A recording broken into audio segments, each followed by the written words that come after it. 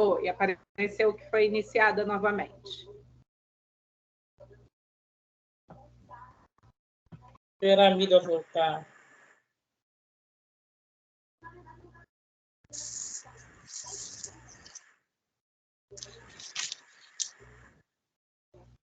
Ok, gente? Está todo mundo aí? Ok. Então, vamos lá.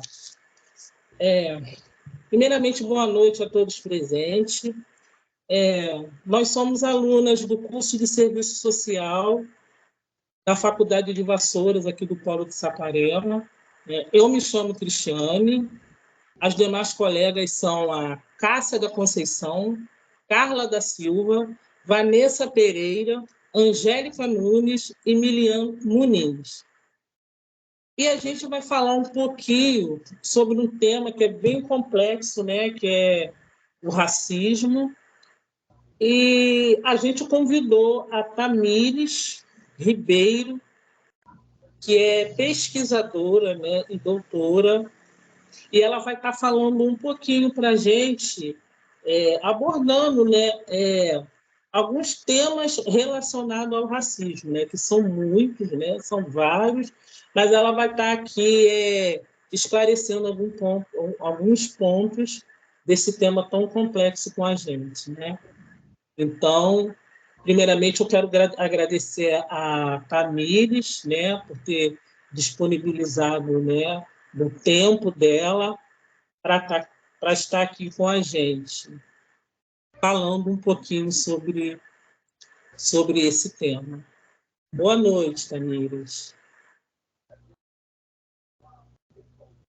Você quer, Cristiane, você vai fazer algum roteiro de perguntas? Como é que você vai conduzir? Então, aí a gente vai fazer algumas perguntas que, inicialmente, quem vai começar fazendo as perguntas é a minha colega Cássia. Sim. Boa noite, eu sou Cássia e vou fazer umas perguntas para você. Tá ótimo, Cássia. A pergunta é: ao longo da história, como o preconceito racial afetou a vida das mulheres negras a ter acesso a oportunidades profissionais, educacionais e na saúde? Bom, eu vou começar me apresentando e, em seguida, eu vou trabalhar um pouco o tema, tá? Então, boa noite. Eu agradeço pelo convite de estar aqui com vocês. Meu nome é Tamires da Silva Ribeiro, eu sou assistente social de formação, né, graduada em serviço social, mestre e doutora em serviço social. Eu tenho algumas pós-graduações na área de desenvolvimento humano, na área de gestão de tutoria e na área de políticas de cuidado com perspectiva de gênero pelo Conselho Latino-Americano de Ciências Sociais. Atualmente, eu estou atuando enquanto professora, né, enquanto professora universitária. Eu sou professora substituta aqui da Unirio, no município do Rio de Janeiro, e também professora de algumas universidades privadas. E também atuo enquanto pesquisadora no Instituto de Pesquisa Econômica Aplicada, o IPEA, na área de políticas sociais voltada para políticas de acompanhamento à igualdade racial. Então, essa é uma área que é muito próxima a mim, que eu estou pesquisando, tanto no trabalho, mas também nas minhas pesquisas. A minha tese de doutorado foi sobre mulheres negras, então, quando vocês fazem essa pergunta para mim, eu fico muito feliz, porque é muito próximo, né? Da minha discussão na tese, só que na tese eu falo sobre o trabalho de cuidado doméstico não remunerado, aqueles que todo mundo faz dentro de casa, principalmente as mulheres, né, e sobretudo as mulheres negras, e que não são remuneradas para fazê-los. Né? Então, esse é o meu foco de pesquisa do doutorado. E aí, em relação à pergunta que você me fez, Cássia, é uma pergunta muito ampla, né? Que daria para a gente ficar aqui horas conversando. Então, eu vou fazer um recorte do recorte para a gente conseguir objetivar, mas minimamente eu conseguir atender a questão que você me traz. Então, de uma perspectiva histórica, né, as mulheres negras, né, vieram para cá, para esse país, né, através do processo da diáspora forçada africana. Então, a gente tem um processo de escravização no nosso país que durou durante 388 anos. Então, a gente tem um longo processo de escravização que vai fazer, né, vai se utilizar da mão de obra de pessoas negras para subsidiar e alicerçar economicamente esse país. Né? Então, o Brasil é estruturado economicamente durante 388 anos através de um processo de escravização, em que essas mulheres negras vão ter uma atuação nesse processo durante esse processo de escravização, que vai destoar do papel social da mulher branca, ou das mulheres, né, da época, vamos dizer assim, das mulheres brancas daquela época. Por quê? Porque a mulher negra ela vai trabalhar tanto como no espaço doméstico, como ela também vai trabalhar no espaço rural, no espaço dos territórios centrais, né? Então, ela vai fazer o trabalho tanto de dentro de casa quanto de fora de casa, né? Como a gente conhece no senso comum os papéis sociais de homens e mulheres, numa visão binária, né? A mulher trabalha dentro de casa, nessa visão binária, dessa divisão sexual do trabalho, e o homem trabalha o quê? Fora de casa, né? Isso no mundo produtivo. Nesse período da escravização, isso já era diferente. Né? A gente tinha as mulheres brancas que não trabalhavam e ficavam dentro das casas, e a gente tinha as mulheres negras que trabalhavam dentro e fora das casas, enquanto mulheres escravizadas.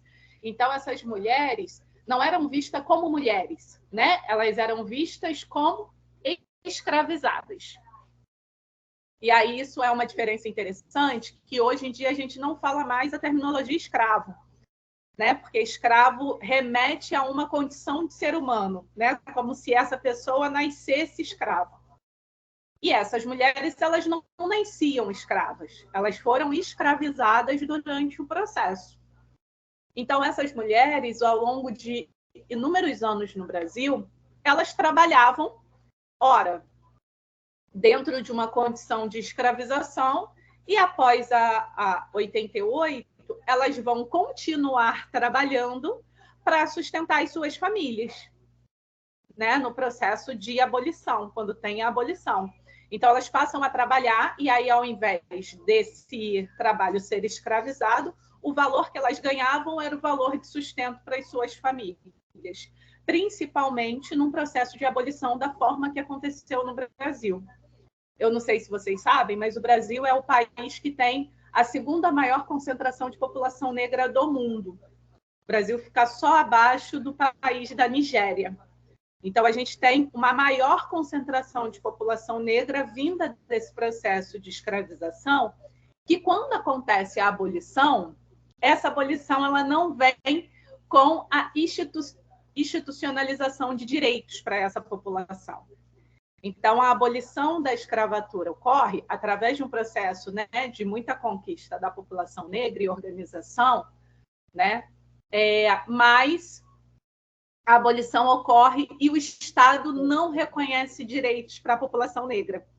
Então, essa população fica sem acesso à moradia, fica sem acesso à saúde, fica sem acesso à educação, né? E aí essa população vai entrar no nível de sair de uma condição de escravização para uma condição de pobreza, que vai se perdurar geracionalmente.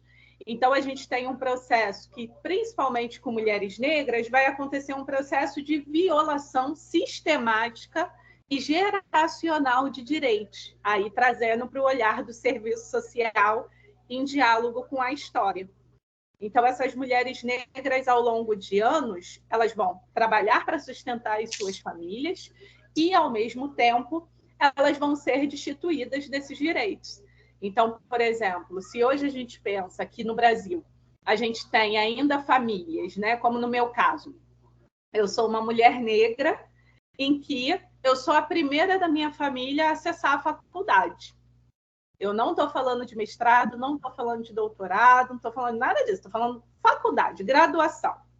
Eu sou a primeira que acesso à graduação. Isso é uma conquista? Legal, é uma conquista. Mas isso também reflete uma violação geracional de direitos. Porque olha quantas gerações precisaram passar para chegar na minha para acessar a faculdade. E se a gente fala de faculdade, a gente está falando de acesso à educação, a gente está falando acesso à renda, né? A gente está falando de acesso a uma melhor inserção no mercado de trabalho. Então, se eu pegar uma linha geracional, né, que isso também a gente tem violado nos nossos direitos, né? Eu só me lembro da minha mãe falando, da minha avó e, no máximo, da minha bisavó. O restante, ninguém sabe. Né? Que é uma ruptura também que a gente tem enquanto população negra na nossa árvore genealógica. A gente pouco conhece dos nossos ancestrais por conta desse processo de apagamento. Então, quando eu vejo minha mãe, né, que foi trabalhadora doméstica, depois conseguiu se profissionalizar em outra profissão, além da trabalhadora doméstica, ela foi auxiliar de consultório dentário, e aí a gente conseguiu ter mais acessos. Penso na minha avó, que foi trabalhadora ali do lar, né? Aquela antiga visão de dona da casa. Ela foi uma trabalhadora doméstica dentro de casa. E penso em tantas mulheres, em tantas famílias que vieram antes de mim que não conseguiram acesso à educação. Minha avó tinha a 3ª série, né? Minha mãe teve agora que conseguiu conquistar o ensino médio recentemente, finalizar. Então, pense em quantas gerações antes de nós tiveram direitos destituídos, e isso é fruto da forma que esse Brasil se constitui historicamente para a população negra, no processo de violação de direitos. Então, fazendo uma idas e vindas, né? Fui lá atrás no processo da colonização, vim aqui na frente, agora vou lá atrás mais um pouquinho. Então, quando essa mulher ela começa a trabalhar para sustentar a sua família, e a gente tem o processo de reivindicação das mulheres brancas para acesso ao trabalho, do direito ao trabalho. Essas mulheres negras, como diz Sueli Carneiro, que é uma autora que vale a pena vocês conhecerem, Sueli Carneiro tem um artigo que ela fala: enquanto as mulheres brancas estavam reivindicando por trabalho, as mulheres negras não entenderam nada essa reivindicação, porque mulheres negras trabalham desde sempre na nossa formação sócio-histórica. Então, essa reivindicação ao direito ao trabalho também é uma reivindicação muito branca em relação à história dessas mulheres negras, né? E aí, por conta desse processo de escravização, essas mulheres também vão sofrer depois processos de preconceitos muito acentuados, que são processos, por exemplo, do mercado de trabalho. Até pouco tempo a gente tinha da tal boa aparência. Não sei se vocês pegaram essa época. Ninguém dizia para a gente qual era a boa aparência. A gente só sabia que tinha que ter uma boa aparência, né? Então, esse artifício de você selecionar ou não por uma boa aparência, isso está relacionado a um racismo, porque é a partir de que padrão que você estabelece e diz que é uma boa aparência. Então, quer dizer que se eu tenho o meu cabelo encacheado, crespo, mais para o alto, eu não tenho uma boa aparência por conta do meu cabelo? Então, se eu tenho uma cor mais retinta, eu não tenho boa aparência para estar num determinado lugar? Então, isso vai se refletir também posteriormente ao processo de abolição da escravização. E a isso, as autoras, tanto Sueli Carneiro, Lélia Gonzalez, Beatriz Nascimento, tem uma autora que eu sugiro muito que vocês conheçam, que é Carolina Maria de Jesus, que ela tem um livro chamado Quarto de Despejo, onde ela vai fazer uma análise enquanto uma mulher negra favelada. Inclusive, ela vai fazer críticas ao serviço social, que é importante da gente entender. Então, e são autoras que a gente quase não conhece nas universidades. Agora elas estão um pouco mais conhecidas, mas até há pouco tempo a gente não conhecia elas na nossa grade curricular. E aí, por que a gente não conhecia? Por conta de um processo estrutural de um racismo, que vai se dar não só no âmbito do acesso ao direito à educação, à saúde, né, à previdência, à habitação, à assistência, mas também vai se dar no nosso cotidiano das relações sociais. Como diz o Silvio de Almeida, que é o nosso atual ministro dos Direitos Humanos, a condição da sociedade brasileira normal é a condição do racismo. Então, a gente parte de uma estrutura racista, né? Enquanto mulheres negras, eu pergunto, quando que a gente não teve uma situação de racismo, por exemplo, na nossa situação escolar, ao longo da nossa educação fundamental, educação básica, né? Do nosso ensino médio? Quais foram as situações de racismo que aconteceram? E, na época, a gente nem sabia que isso era racismo, a gente olhava com outros olhos. Mas que hoje a gente consegue olhar lá para trás e falar assim, isso aqui que eu era zoada, ou isso aqui que aconteceu comigo, foi uma situação de racismo. Né? Então, quanto que a gente vai acumulando dessas situações ao longo da trajetória? Por exemplo, hoje, a partir da política de cotas, né, principalmente, que é uma política super importante para a gente entender no âmbito de acesso e de reparação a uma dívida histórica a essa população negra, a política de cotas permitiu com que a gente tivesse mais pessoas negras dentro da universidade. Mas, ao mesmo tempo, a política de cotas ainda não conseguiu fazer com que a gente entre cedo na universidade. Então, apesar da gente ter aumentado a quantidade de população negra, o que as pesquisas sugerem para a gente é que, geralmente, a população negra entra depois daquela idade de 18 anos, porque, geralmente, qual é a idade ideal? A gente se forma no ensino médio, correto? E com 18 anos, a gente vai para a universidade. O que os estudos apontam é que a população negra, ela, a partir da política de cotas, ela consegue acessar mais a universidade, mas ela acessa depois. Depois que as mulheres conseguiram organizar a sua vida, né? Depois que os homens conseguiram, principalmente as mulheres nesse sentido, conseguiram ter seus filhos, e os filhos cresceram um pouquinho, têm um pouquinho mais de autonomia, e aí elas conseguem ir para a universidade. Ou depois que as pessoas negras conseguiram ir para o mercado de trabalho, e aí, através do mercado de trabalho, vão para as universidades. Então, o que isso reflete? Reflete que a política de cotas é super importante para a gente, mas a gente ainda precisa avançar na escolarização básica para a gente conseguir com que as pessoas consigam ter acesso à universidade mais cedo. E, para além disso, que a gente consiga um corpo docente na universidade mais negro ainda, para que permita que vocês discutem esse tema. Por exemplo, quem indicou o tema para vocês foi o professor Robson, não foi? O professor Robson é um professor negro que tem uma pauta racial, né, de pesquisa muito evidente. Então, a partir dele, o professor é como se fosse uma ponte para vocês conhecerem os diversos temas que estão aí. Eu, na minha graduação, que foi há mais de 15 anos atrás, eu tive uma professora negra, somente. E eu não tive contato com nenhum autor negro. Nenhum autor negro. Então, eu fui ter contato com intelectuais negras, né, com autoras de livros negras, já no doutorado, há pouco tempo. Para vocês perceberem o quanto isso é um processo de transformação. Então, quando a gente tem pessoas negras entrando na universidade, pessoas negras entrando no corpo docente das universidades, a gente consegue mudar com estruturas, né?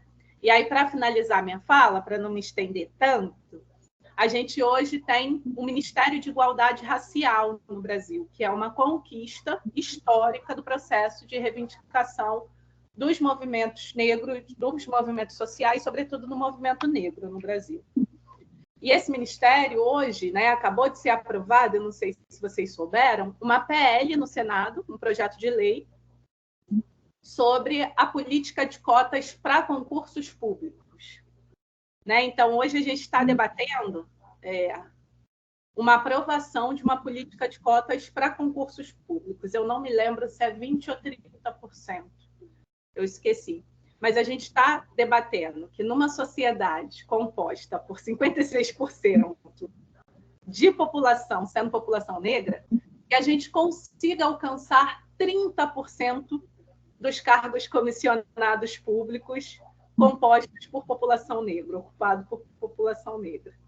Que a gente consiga ocupar de 20% a 30% dos servidores públicos, dos concursos públicos de população negra. Então, acho que isso evidencia o tamanho do racismo que a gente tem no Brasil, que a gente não consegue, né, a gente tem barreiras estruturais de violações de direitos que vão fazer com que a população negra não ocupe espaços de poder e decisão nesse país.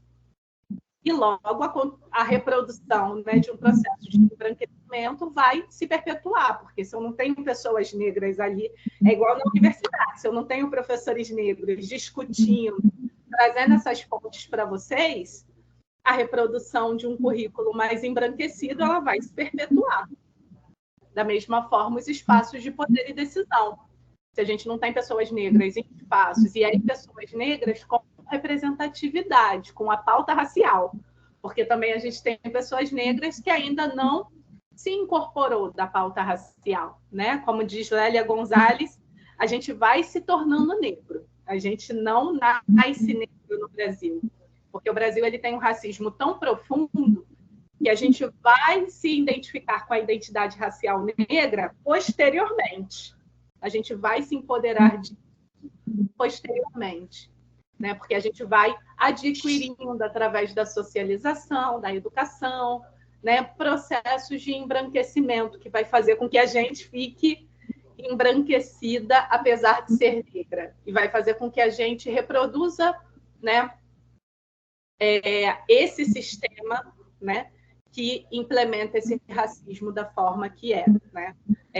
O Silvio de Almeida ele diz que o Brasil é diferente tanto da África do Sul quanto dos Estados Unidos nesse apartheid, né, que teve racial, porque no Brasil a gente não teve um apartheid racial juridicamente estabelecido, né? A gente teve um apartheid racial colocado ao longo da nossa formação sócio-histórica, mas isso foi muito romantizado a partir do discurso da miscigenação. Que nós aqui somos todos...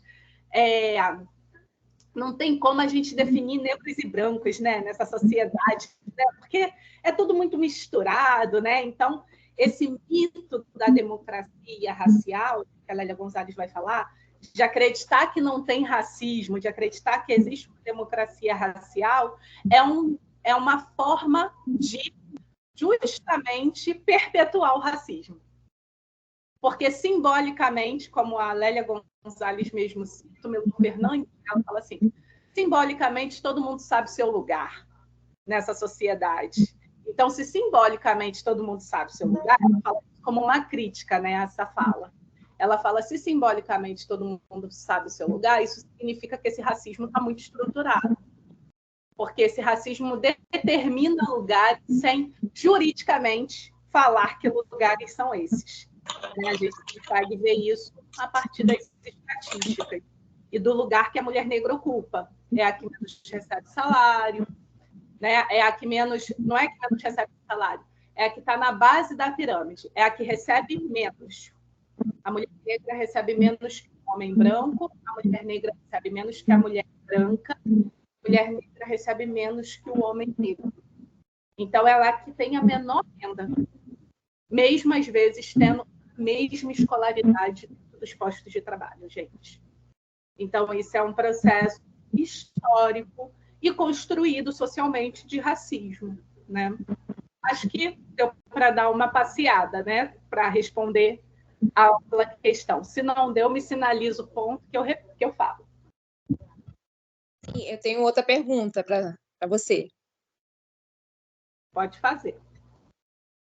Como o racismo sistêmico contribui para a desigualdade enfrentada por mulheres negras?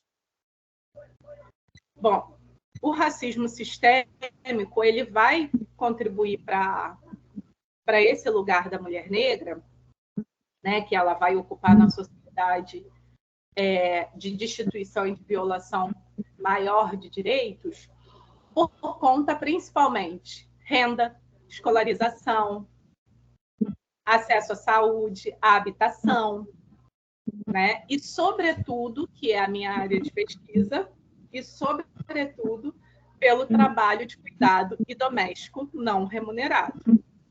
A forma que o cuidado se organiza no Brasil vai fazer com que famílias que têm recurso financeiro contratem serviços de cuidado. Então, por exemplo, uma criança classe média alta pode ter babá, né? Vai ter uma escola privada.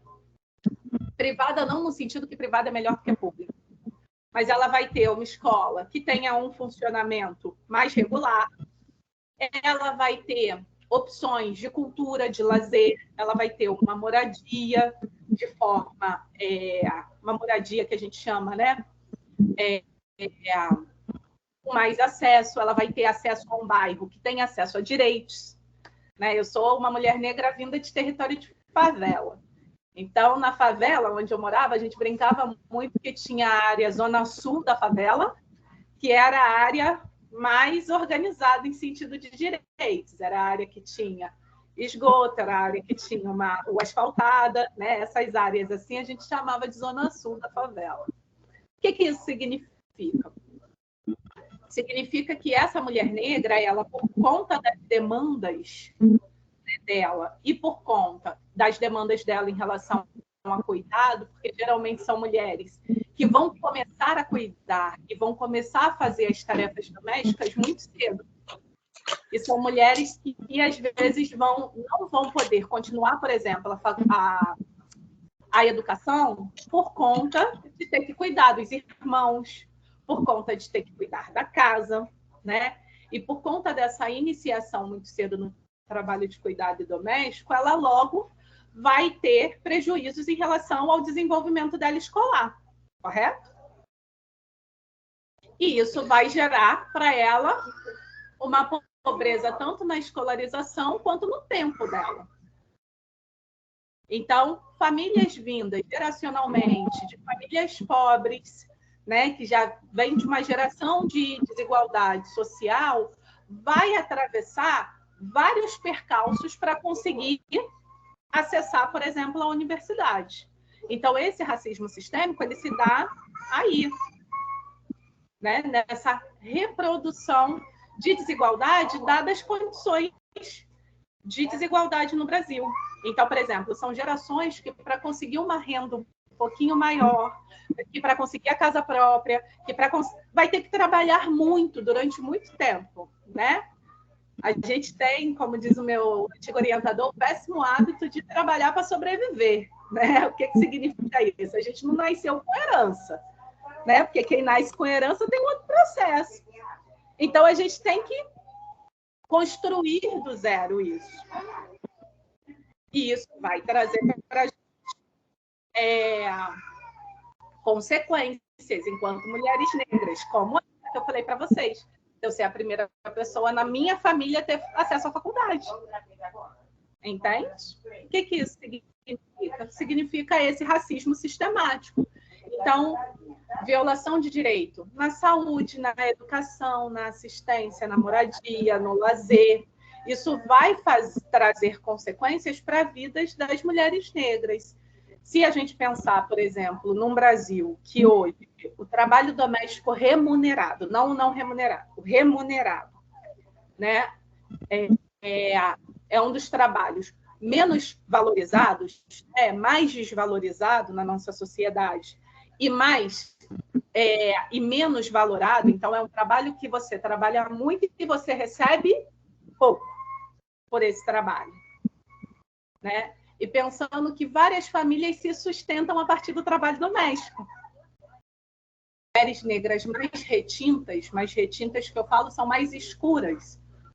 São mulheres que têm um baixo índice de casamento. né? O que isso significa? Significa que a nossa sociedade constrói estereótipos para essa mulher que vai aprisionar essa mulher em algumas imagens. E que isso, para a nossa formação social enquanto mulher negra,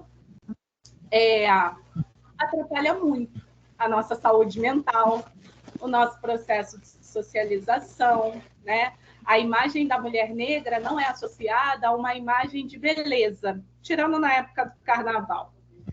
Mas essa imagem da mulher negra, o cabelo da mulher negra, são imagens que não são associadas a imagens de beleza, né? Só a gente, eu não sei se hoje ainda tem isso, mas quando eu dava curso eu colocava muito isso. Se vocês colocarem no Google trança bonita, vai aparecer um montão de tranças em mulheres brancas. E se vocês colocarem no Google trança feia, vai aparecer várias tranças em mulheres negras. Então, a gente tinha muita associação da mulher negra a uma não beleza nesse lugar, ou a um objeto sexual, né? Tanto que, ao longo da nossa história, a mulher negra ela foi, principalmente na época da escravização, ela foi violentada sexualmente muitas das vezes, né? Então, esse processo que a gente fala da miscigenação é um processo que advém também de uma violência sexual, né, dos senhores, das pessoas que escravizavam, dos homens que escravizavam, com as mulheres escravizadas. Então, a gente tem um processo histórico na nossa formação que vai trazer para a gente imagens que vão desassociar a gente de lugares de poder, de beleza, né? E isso vai trazer para as mulheres negras uma conta difícil da gente pagar nesse sentido. Por quê? Porque isso vai afetar a nossa saúde mental, tanto no processo de escolarização, né, no nosso processo escolar desde pequena, quanto depois quando a gente cresce, né? Então, isso vai afetar diretamente a nossa saúde mental. E, além disso, se a gente olhar, por exemplo, para a nossa sociedade, aonde que está a população negra e as mulheres negras e aonde que está a população branca, né? Se a gente conseguir fazer esse olhar, a gente consegue ver que é isso, os espaços de poder, os espaços de prestígio social dentro da nossa sociedade são ocupados majoritariamente por pessoas brancas. E isso vai afetar a nossa socialização desde pequena, porque se a gente não consegue ser atendida por médicas negras, se a gente não consegue olhar para pessoas negras em lugares profissionais de prestígio, como é que a gente vai se ver e vai achar que a gente vai ocupar esse lugar? Entende? A gente vai começar a olhar e reafirmar dentro de nós que a gente vai acessar lugares subalternizados dentro dessa sociedade, né? Que só cabe para nós terminar, por exemplo, o ensino médio e não ir para a faculdade, porque faculdade não é coisa para a gente, né? Então, isso é uma afetação e uma percepção. Tem uma autora que é a Beatriz Nascimento, que ela vai falar que uma das grandes barreiras da população negra, além do racismo estruturalmente, da forma que ele é operado, é a forma que o racismo é estruturado e a forma que isso acaba socializando na gente, da gente se ver. A gente não se perceber que a gente pode alcançar esses lugares, entende? Que a gente pode alcançar um lugar com uma boa remuneração, que a gente pode alcançar lugares de poder, até porque a nossa história, agora a gente está conseguindo mudanças através da lei que reformula o currículo, né? Para a inserção da história dos ensinos, tanto indígenas quanto ensino afro-brasileiro. Mas como é que a gente aprendia na escola? Que o Brasil foi um país descoberto, não foi um país invadido. Que os negros foram escravizados, eram escravos e não eram escravizados, eles eram escravos, né? Que eles não reivindicavam, que eles não se organizavam enquanto quilombos, que eles não se organizavam para o processo da abolição, que não tiveram várias revoltas no Brasil protagonizadas pela população negra. Então, a gente não aprende isso na faculdade. A gente não aprende que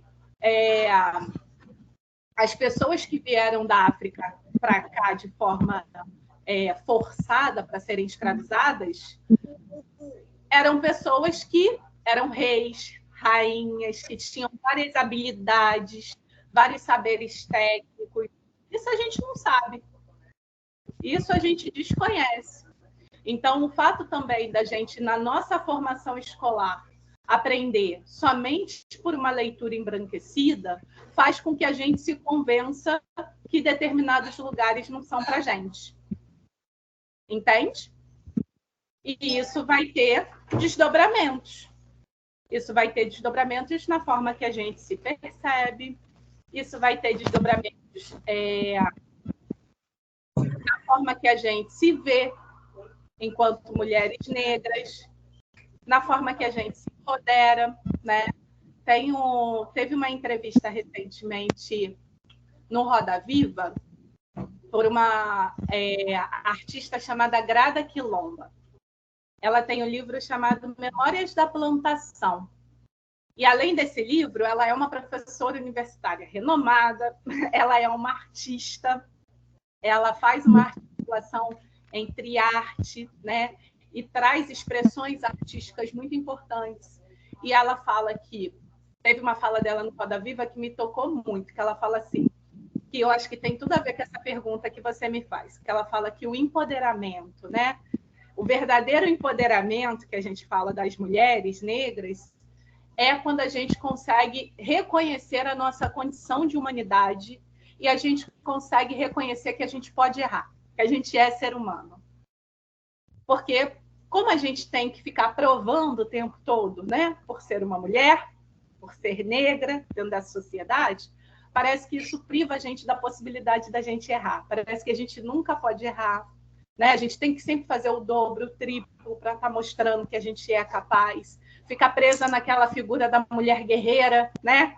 Ninguém fala que a mulher guerreira sofre várias violações de direitos, mas todo mundo romantiza aplaudindo essa mulher guerreira.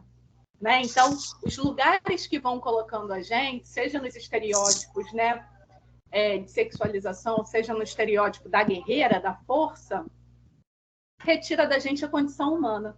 Que a gente pode errar, que a gente é ser humano, né? E que justamente essa condição humana que foi retirada de nós desde o processo da escravização. Então, isso afeta diretamente a saúde dessas mulheres, afeta diretamente a nossa saúde enquanto mulher negra. Né? Acho que é isso em relação a essa pergunta. Sim, obrigada. Agora eu vou passar para a minha colega.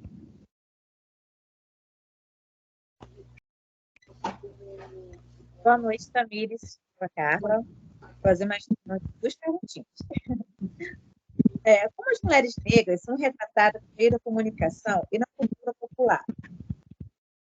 Então, acho que isso tem a ver muito com o que eu falei para vocês, né? Essa mulher negra, ela é vista, por exemplo, no Carnaval, como a Lélia Gonzalez traz como uma mulata, né?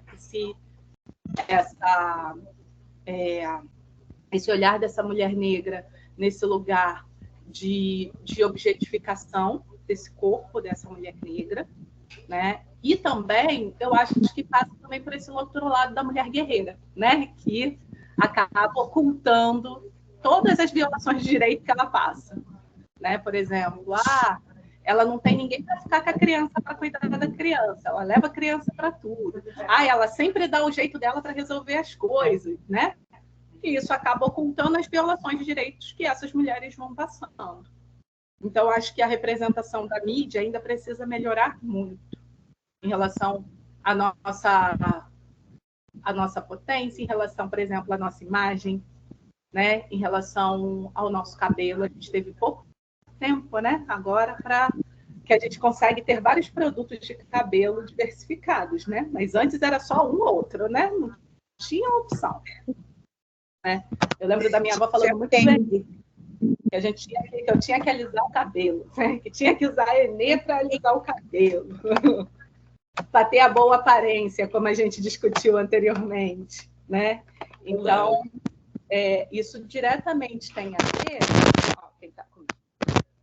Isso diretamente tem a ver com esse processo de racismo que vai também desdobrar nessa imagem dessa mulher negra, que ainda não é representado numa leitura antirracista nas mídias sociais, na televisão, nos meios de comunicação.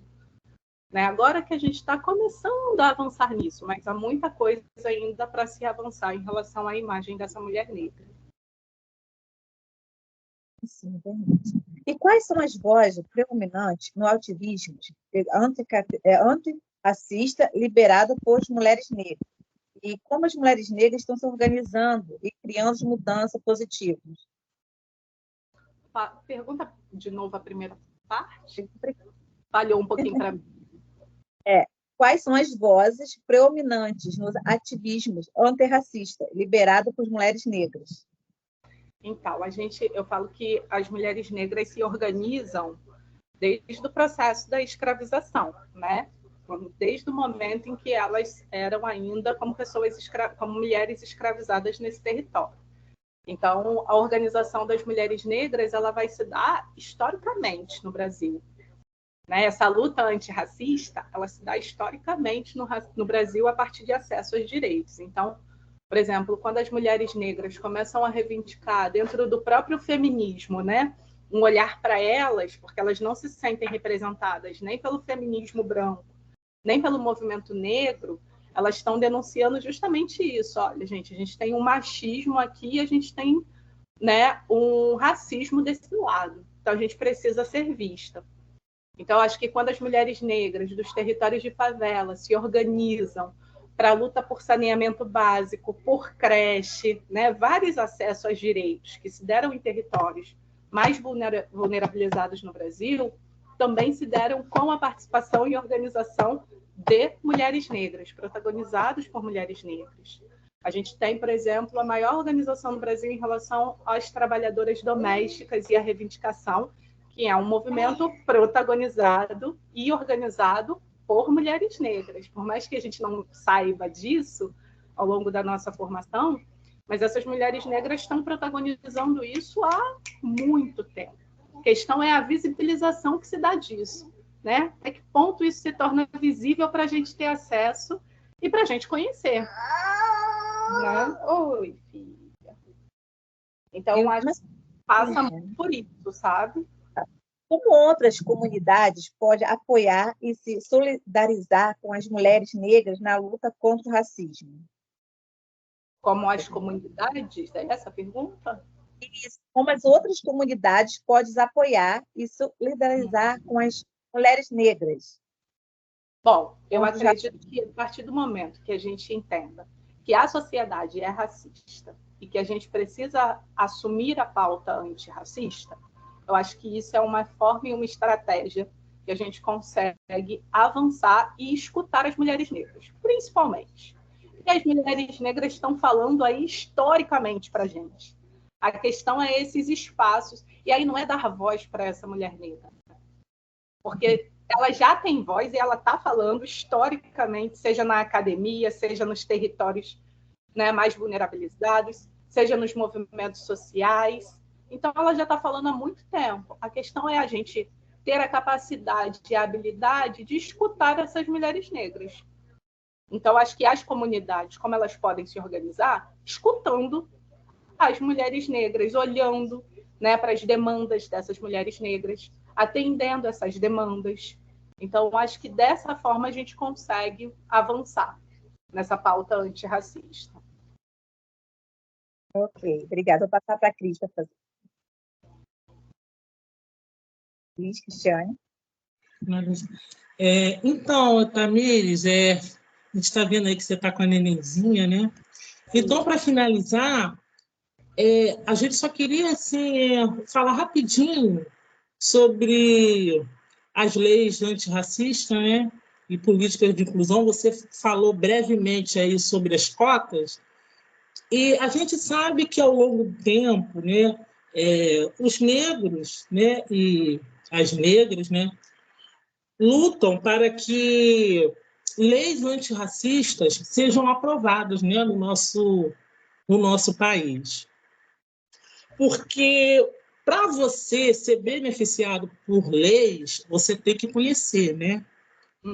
E às vezes as próprias pessoas elas não conhecem os seus direitos, né? Se elas sofrerem algum tipo de discriminação racial, elas não sabem nem assim como vai proceder de acordo com a lei, né? Então, eu gostaria que você falasse aí rapidinho a sua visão sobre as leis antirracistas e as políticas de inclusão sociais aqui no nosso país. Bom, eu acho que a gente tem um movimento negro que protagoniza as reivindicações, né, em relação à pauta racial. E aí a gente vai ter um marco que a gente pode colocar, que é o Estatuto da Igualdade Racial, que é uma lei, né, que é um marco para a gente em relação ao reconhecimento que há racismo no Brasil e que a gente precisa enfrentar isso. A gente precisa trabalhar nesse enfrentamento. Mas a gente tem o contexto neoliberal capitalista que a gente vive e dos governos que atuam nesse contexto. Então, por exemplo, a gente tem governos que avançam com a pauta racial e tem governos que retrocedem nessa pauta racial. Então, a gente teve um avanço de políticas públicas, tanto de inclusão quanto no reconhecimento da pauta racial, no governo Lula, anteriormente, não esse agora, anteriormente, e a gente tem um retrocesso no governo Bolsonaro, onde a gente vai ter um desmonte da pauta racial. Então, no governo Lula, a gente tem a instituição de uma secretaria, né, que ainda não é um ministério, mas é uma secretaria que vai ter um poder quase de ministério. A gente tem a criação do plano, né, não só do estatuto, mas de um plano da igualdade racial. A gente vai ter uma construção, uma pauta transversal no âmbito da política de saúde para a população negra, da política que vai trabalhar o ensino, tanto no fundamental quanto no médio, né, da inserção do currículo, né, da pauta tanto racial quanto indígena. A gente vai ter nas universidades a política de cotas, e aí agora a gente está entendendo, né, e que não é agora, mas é uma reivindicação que está avançando agora, que a gente não só nas universidades, mas no mercado de trabalho, a gente também precisa de uma política de cotas. Então, quando a gente fala da cotas no concurso público, a gente está falando disso. Então, a gente está falando que no Brasil a gente precisa avançar com políticas de ações afirmativas, a gente precisa avançar de políticas específicas para a população negra, né? Se a gente fala de saúde da população negra, a gente está falando de questões específicas da população negra. Mas também a gente precisa avançar que a construção das demais políticas públicas sejam construídas a partir da realidade da população negra, se a população negra é a população majoritária. Ela é menorizada no Brasil, mas ela compõe 56% da população. Então, as políticas públicas elas precisam ser pensadas também a partir da realidade da população negra. E aí, agora, para finalizar a fala, a gente tem o Ministério de Igualdade Racial, que está fazendo um trabalho tanto de transversalizar, quanto de interseccionalizar e quanto de intersetorializar a pauta racial. Então, o que isso significa? Significa que há um Ministério de Igualdade Racial, mas o Ministério trabalha com uma agenda que vai para todas as políticas públicas, educação, saúde, moradia, né, que precisa transversalizar isso para os demais ministérios. Então, acho que a gente está vivendo um avanço, que eu falo que é um ciclo que a gente está renovando, né? A gente passou por um ciclo organizativo, onde veio o estatuto, tudo, depois a gente passou por um ciclo de desmonte, né? Um ciclo que acabou com essas políticas, e aí como é que eu acabo com as políticas sem retirar as políticas? Eu tiro o orçamento delas. É uma maneira de eu deixar a política ali, mas eu não executo ela, que foi o que aconteceu no governo anterior. E agora a gente está vivendo um momento de renovação, onde a gente tem, pela primeira vez no Brasil, um Ministério de Igualdade Racial, né, protagonizado por uma ministra negra, onde é o ministério que é o único no Brasil que tem a maior composição de pessoas negras no poder. Então, o Ministério de Igualdade Racial tem aproximadamente entre 90 e 95 pessoas que compõem o Ministério, sendo pessoas negras. Então, isso a gente já também consegue entender o avanço da representatividade de pessoas negras nesse lugar. Então, na realidade, né, esse tema de racismo, né, é bem complexo, porque é uma pergunta, né, você viaja, porque é um tema mesmo, né, que tem que ser, eu penso assim como mulher negra, que tem que ser sempre abordado, né, e sempre está sendo debatido, né, conversado, esclarecido, né, para que nós, pessoas negras, saibamos dos nossos direitos. Eu acho isso importante. Tá, Camila? Então, eu gostaria de te agradecer, né, pela pelo seu tempo, né? A gente está vendo aí, a sua filhinha acordou, você chegou cansada de uma reunião, e mesmo assim você está aqui, né, disponibilizando do seu tempo. Então, a gente gostaria muito de te agradecer, né? E pelo esclarecimento, né, que você deu, né, pela sua experiência, e gostaríamos de te agradecer mesmo, tá? Muito obrigada. Bom, eu agradeço pelo convite, né? E que vocês possam levar esse tema e disseminar e multiplicar esse tema e discutir, conversar bastante sobre isso. E sugiro que vocês conheçam essas intelectuais que eu trouxe para vocês, Ah, eu principalmente anotei aqui, depois eu vou pesquisar. Isso aí, tá bom?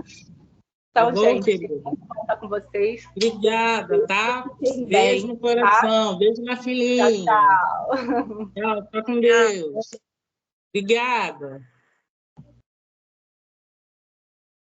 Finalizar, amadas.